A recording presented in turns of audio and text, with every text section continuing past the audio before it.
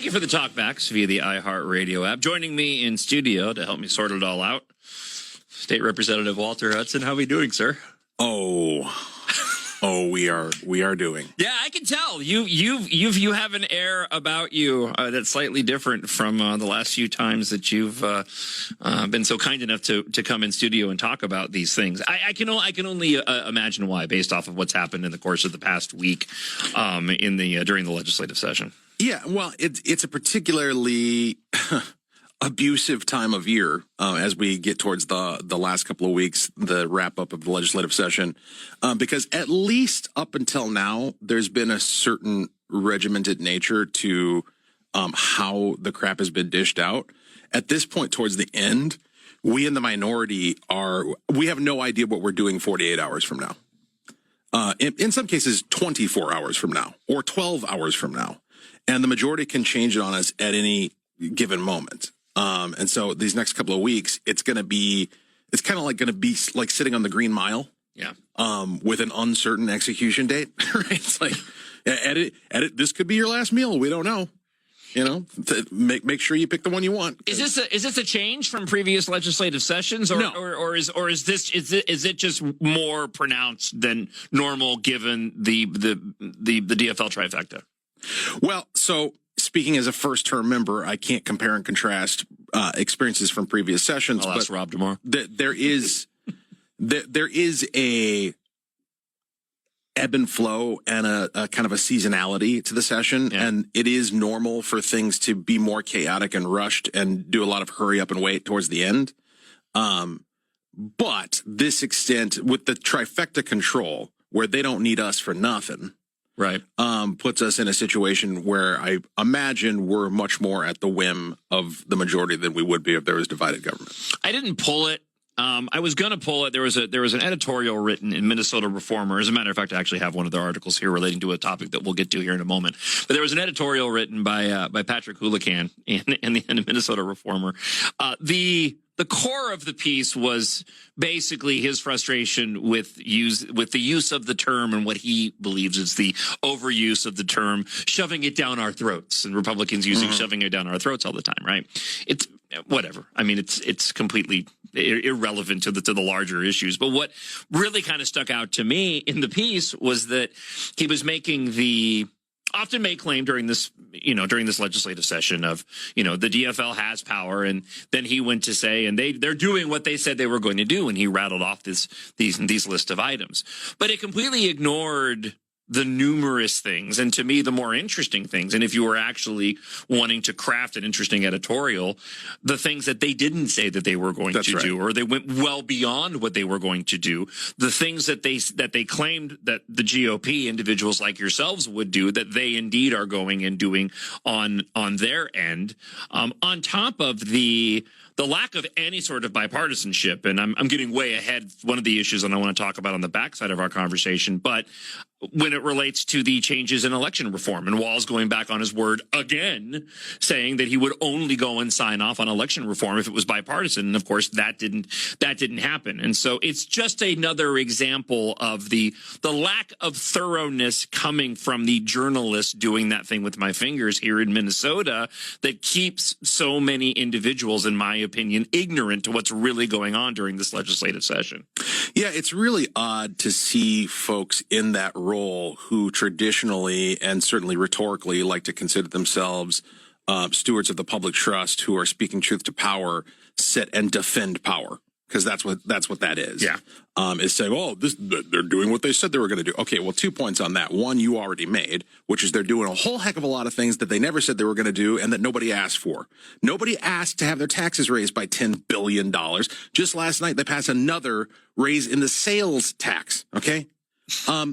Nobody asked for that. Nobody wants that. $17.5 billion surplus. That's insane. All right. So that's point number one. Point number two, just because they said they were going to do something crazy, stupid, and harmful doesn't mean that it's a good idea to do something crazy, stupid, and harmful. And if the roles were reversed, and the author of that article would be the first one in line to tell us, if the roles were reversed and we were in there doing what we said we were going to do, it would be unholy hell unleashed from all the media and all the activists about how this is terrible, god awful. Here go the Republicans. So don't say this to me. This is ridiculous. I'm saving. I actually am. I have a whole separate folder. I'm saving as much as I possibly can from this legislative session in the chance. I don't want to say off chance because I believe in the power of prayer. In the chance that Republicans, I believe are ever able to go and grab the power here in the state. Okay, so because I know exactly what would happen. Right. Oh, yeah. And I'm hanging on to all those articles. So if and when that happens, Lord above, if and when that happens, I can go back and reference them. Let's get to some of the issues, though. The healthcare element to what's been happening in this legislative session has me personally concerned. Specifically, what has come out of this proposed Fairview Sanford health systems merger that seems to be delayed again, if not maybe dead at this point in time. Fairview is my healthcare provider. Yep. I ended up having to switch last time around, heading into all my healthcare issues last year, and I can say firsthand, I really they did a fantastic job across the board with me and in providing me my health care. I'm personally very concerned, and again, I'm speaking personally, over what may happen with Fairview now, based off the fact that it seems like the Sanford merger may not happen at the hands of the DFL. Yeah, I mean, I think, especially if you live in or near the metro, we all have connections with Fairview. Going back far enough, former employer of mine, former employer of my wife, literally saved my son's life through surgery. Mine as well. Yeah, I mean, and so near and dear to our hearts, but they're in big financial trouble. And I'm sure if you trace that back far enough, you could probably find a few government policies that are to blame. And here we go again with a scenario where, in an effort to try to basically get bailed out in the private sector sense of the term, right? They're looking for somebody to come in and help them. Sanford's willing to do it. But for various ideological and nonsensical political reasons, the Democrats and activists don't want to see that happen. And so they're willing to let Fairview die, quite literally. They're willing to let the Fairview health system collapse in order to affect their ideological goals. And we saw it in live action last night. They passed a bill that's going to enable Keith Ellison single-handedly to just decide that a private transaction cannot take place, and the result might be the collapse of a health system in the metro area. Yeah, I'm looking at the piece here from Minnesota Reformer to give you a little bit of background on this. Prohibits healthcare transactions that substantially lessen competition or tend to create a monopoly. The wording there is astonishing. I like the tend to create a monopoly, but even the Minnesota Reformer points out the legislation seems tailored to the Fairview, specifically to the Fairview Sanford merger. It would apply to all mergers and acquisitions of healthcare organizations that have an annual average revenue of at least $40 million. But right now, this is what we're dealing with this particular merger. In addition, the bill would prohibit the University of Minnesota healthcare facilities from being owned in whole or in part by an out-of-state entity, unless the Attorney General deems it in the public interest.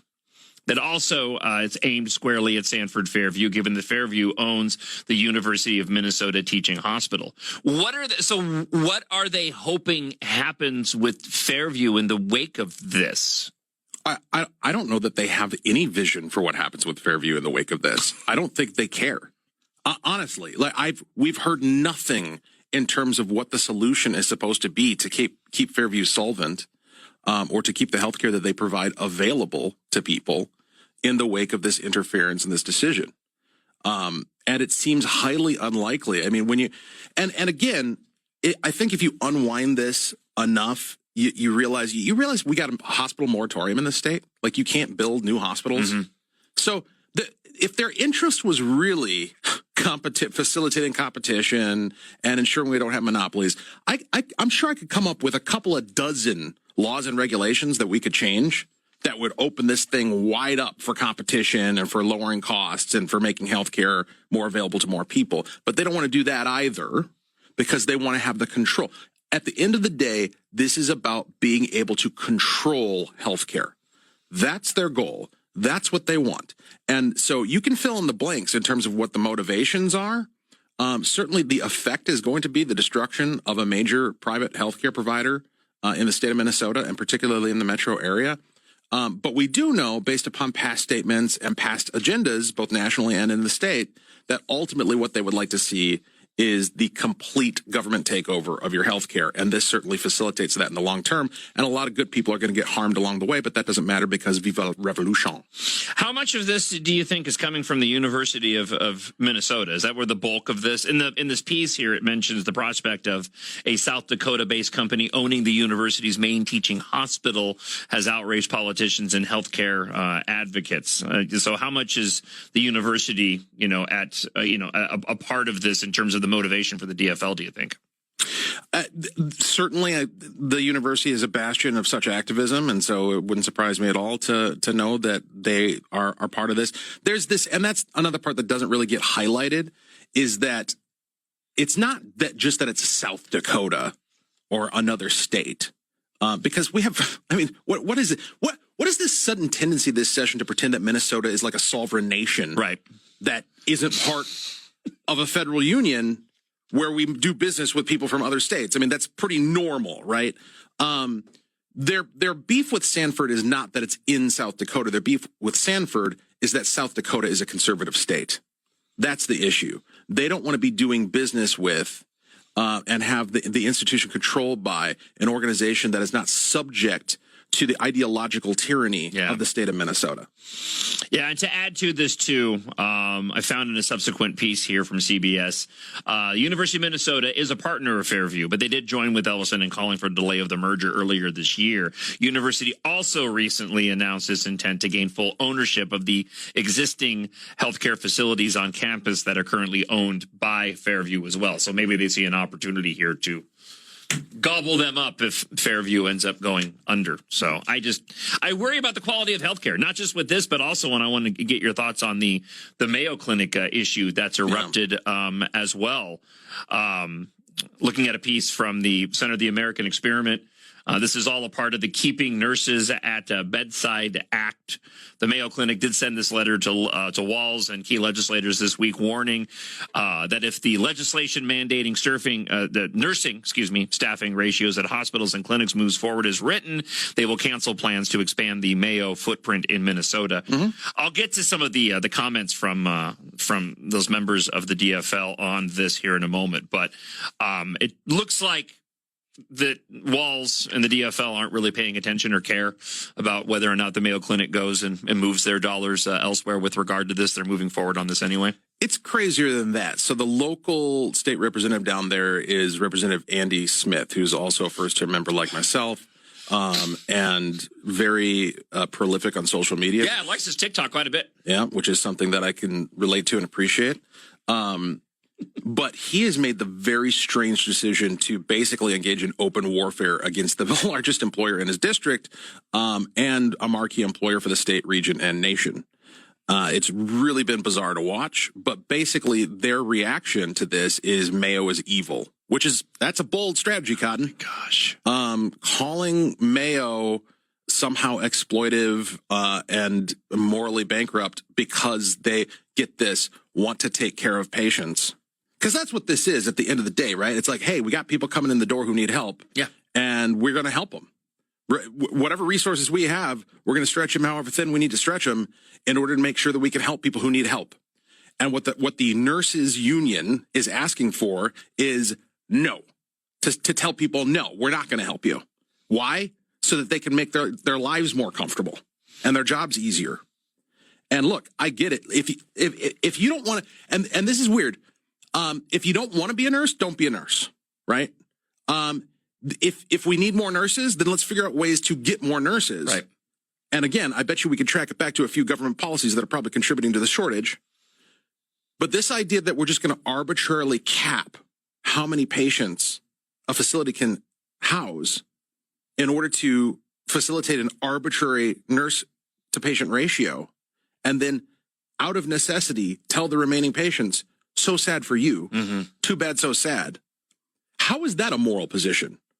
I mean, you started off talking about exploitation and evil and morality, but the end of your policy is telling patients who need care that they can't have it. The nurses union has been fighting for nurse staffing ratio rules for years at the bargaining table and at the legislature, with Walz and the Democrats completely in charge of the Capitol in this piece from the American Experiment. They can finally get it through the Senate. Compared to the teachers union, the nurses are getting a pretty good bargain for their dream legislation. The Minnesota Nurses Association contributed $70,000 to Democrats in the 2022 election, and their national affiliate kicked in another $10,000.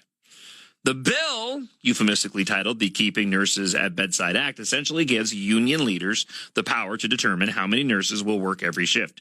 It's in their self-interest to demand more nurses per patient because it will lead to more nurses hired and more hours worked. It's also going to lead to higher costs for the rest of us and eventually fewer beds available, as you were just mentioning, Walter, available, or even fewer hospitals to open for business. It kind of reminds me of the dishwasher analogy, and this is what I was mentioning earlier, where, they're going to have these new dishwashers, they're going to use less energy, they're going to use less water. Unfortunately, you're going to have to go and use them more, so It's just going to end up being a wash. The result is going to be a worse product for the consumer and eventually making you more reliant on the government to try to come in and fix the problems.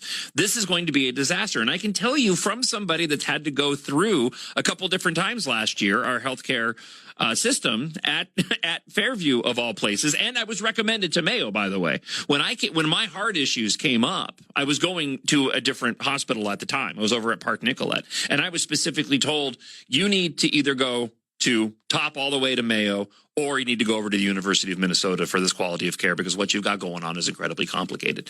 And I can tell you, going through those situations at a time where we were out of COVID, you're already dealing with issues of staffing. You're already dealing with issues of not having beds available depending on what your need is under the current dynamic. This is going to exacerbate the problem under normal circumstances, And again, it personally makes me very, very concerned moving forward as it relates to my own healthcare and subsequently the healthcare of you listening right now. The cycle of political violence that the DFL is engaged in is one where they create problems and then try to solve them with worse prescriptions. Yep. And that's what this is. To the extent that it's funny, because the last thing we were talking about with the Sanford thing, they claim that their concern is lack of competition and monopolies. So what are they doing in this bill? They're creating a labor monopoly, right? With the nurses union, who are going to be able to single-handedly determine something that they have no capacity to actually determine. That's why they're not administrators. Right. It turns out we actually need a division of labor, right? And because you're good at being a nurse doesn't mean you're good at running a hospital. Okay, those are two different skill sets, and maybe it's actually legitimate to look at the person who has that higher level view of how the entire operation works and listen to them when they say, no, we can't do that because we need a division of labor. We need competition. We need to open things up. The idea of just centralizing everything and coming up with these simplistic solutions. If the solution to the problem was as simple as saying, we're going to just have this ratio, we're just going to have a nurse to patient ratio, and that's going to solve all the problems. You really think nobody's thought of that? Yeah. We needed you to come along and impose it by a law. It's such a great idea that nobody's ever thought of it, and you have to force people to do it. Well, and again, it's back to the dishwashers. We'll just make machines. We'll force and we'll mandate that the machines that are made to clean your dishes use, 22% less water and 27% less energy, and then you'll just use them less. Right. Let's go to the phones, and we will talk with Adam. Good morning, Adam. Thanks for holding on. You're also on here with Twin Cities News Talk with Walter Hudson. Hey, good morning, guys. So I don't know if this is relevant, but I had an experience with an urgent care in Austin, Minnesota through a Mayo system. Just walked in there, wanted to be seen. They had me go through a kiosk. There was nobody in the waiting room. And once I completed it, I got to the symptom part, put ear pain, and they said there was no appointments left for the day, and it was 11 in the morning. So apparently what they're doing is the nurse came out and explained to me that no longer can you just walk into an urgent care in Mayo. You actually have to be screened and have an appointment. So it kind of negates the whole urgent care walk-in system. So now they're going completely away from that, which I thought was crazy. And I kind of looked around and said, nobody's in here. They said, yeah, the appointments are all filled for today. So you can try your primary doctor. So it just kind of, I don't know if that was relevant to your conversation, but it seems like they're kind of squeezing this new system to really have just too much oversight. You can't just go in and be seen. Instead, now you have to go into the hospital, which is what I was told. Don't just walk into the hospital for minor symptoms. So I just didn't know if that was relevant. Thank you for the call, Adam. Yeah, I mean, thank you, sir. Obviously, that's the status quo. And so this is going to make that worse. Yeah. But to his point, certainly if you scroll back the clock a few years, we can all remember when it was better. Mm-hmm. I can remember. I mean, the last time I took my kid to urgent care, they told us it was going to be a 4-hour wait, and we needed the care. I mean, to his point, the reason you go to urgent care is because it's urgent. Yeah. Yeah. Right. So of course, we've redefined what's urgent these days. But yes. That isn't. So to be told, so if you're told you got to wait 4 hours, then you're going to wait 4 hours. But I remember a time, and I'm sure most listeners who are our age or older remember times where urgent care meant you actually got to show up and be seen within a reasonable amount of time, an hour or less. And it's gotten worse, and you have to ask yourself why. Has it gotten worse over the last 20 years because we've gotten worse at this, like we don't know what we're doing? Has gotten worse because of increased inputs? I don't think so. I think the reason why it's gotten worse is because of policies. Yeah. And because of government interference and because of policies like this that try to impose simplistic, simple sounding solutions to complicated problems and don't allow the system to work.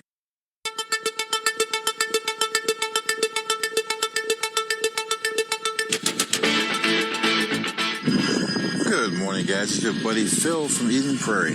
Hey, how come you Republicans always complain about bipartisanship when you're out of power? When you guys have the majority, you don't give a heck about bipartisanship. You always do things you didn't campaign on. So just quit complaining. Yeah, Walter, just quit complaining.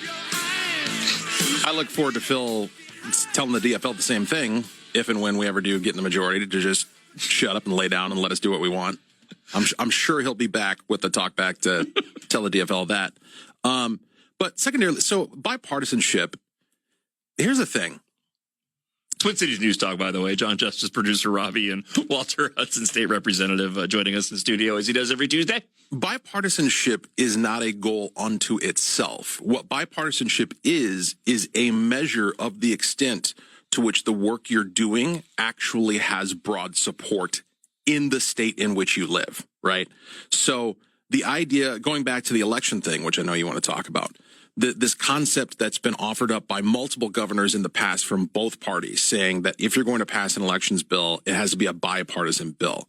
The reason they said that is not because it being bipartisan is of value in and of itself. The reason they said that is because they recognize wisely in the past that a elections bill that has bipartisan support, that indicates that it will be accepted and respected and trusted by the electorate in the state in which we live, and that's healthy and good for our society. Right.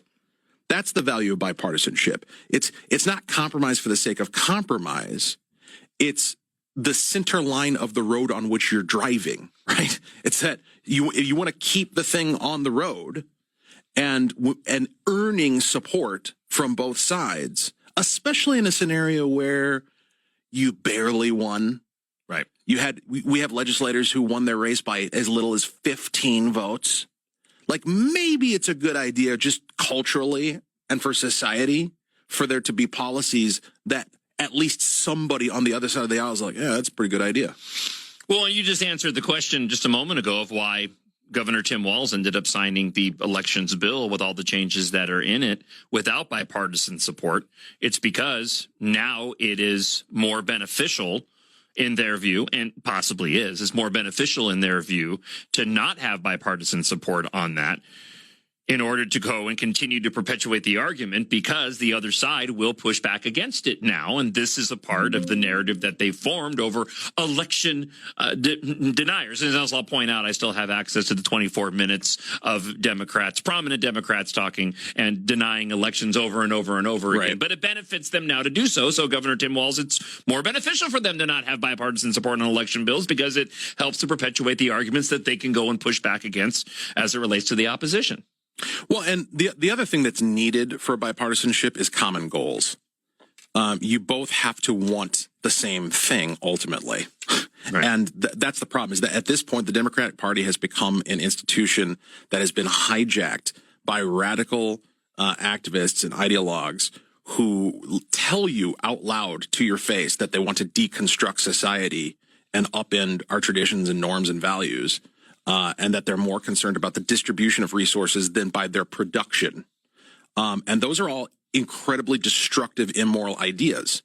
And so the likelihood of them coming up with an idea that a normal person can agree with and therefore make it bipartisan is increasingly approaching zero, right? Like you have to have, in order to have bipartisanship, you have to have two parties that are sane. And currently we do not. Getting back, we'll get back to some phone calls here in the time that we have left with Walter. From Channel 5 on the nurses and lawmakers reacted to Mayo Clinic blackmail.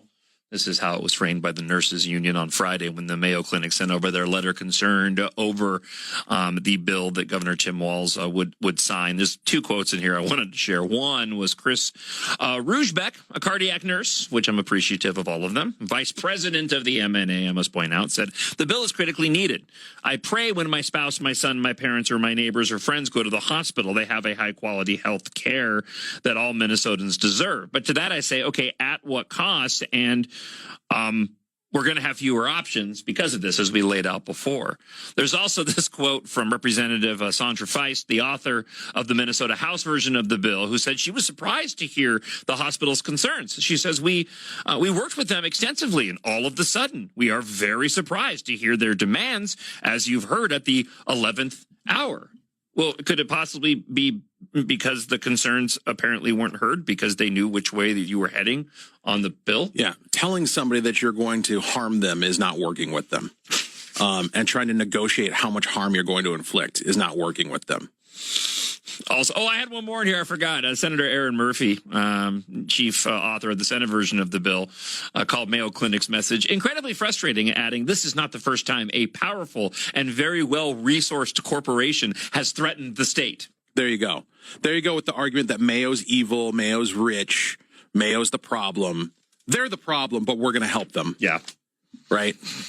I mean, and look, that's the same attitude they have towards you, right? Like you're going to take it, you're going to like it, you're going to love it, and if you don't, then you're the problem, you're the bigot, you're the racist, you're the this, you're the that. Let's go to the phones, and we will talk with Douglas in Eagan. Good morning, Douglas. Welcome to Twin Cities News Talk, and you're on with State Representative Walter Hudson. For Representative Hudson, I'm not sure how these numbers break out to Minnesota, but according to the American Association of College of Nursing, there were 78,191 qualified applications not accepted by nursing schools nationwide. I don't know how that breaks down for the state of Minnesota, but that there is part of the problem. Well, what do you think's fueling that? Why aren't they accepting them?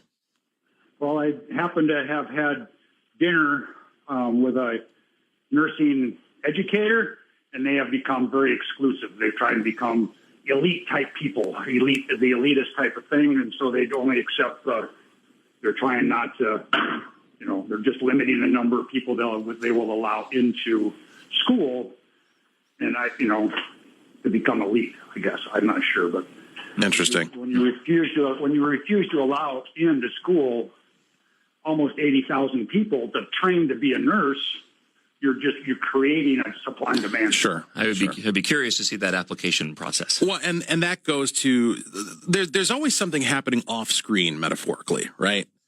There's always something happening out of view that is more likely the real cause of the problem. And assuming that that's true, assuming that there's some sort of artificial bottleneck being placed on the capacity of new nurses to enter the market, that would certainly go a long way towards explaining why we have issues with nurse to patient ratios.